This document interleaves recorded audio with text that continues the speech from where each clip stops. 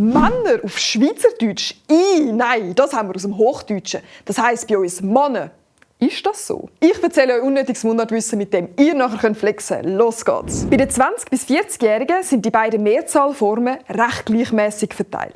Bei den über 40-Jährigen sehen wir aber, dass Männer viel mehr gebraucht wird. Männer sagt man vor allem im Bündnerland, Basel und im Wallis. Die grauen Flecken im Wallis sind übrigens Regionen, wo man die Verkleinerungsform Manjeni sagt. Dort sind also alle Männer, klein und herzig. Spannend finde ich aber, dass in gewissen Teilen der Schweiz noch andere Mehrzahlen gebraucht werden. In Diepolzau zum Beispiel «Mä» oder in Obersachsen im Bündnerland «Ma». Also gleich wie die Einzahl. Der Nullplural war übrigens vor 100 Jahren noch nicht beleidigt und ist also eine Neuerscheinung, die aber schon wieder am Verschwinden ist. Wie ihr hier aber sehen könnt, hat es die Mehrzahl Männer schon damals im Bündnerland und im Wallis gegeben. Es ist also kein neuer Plural.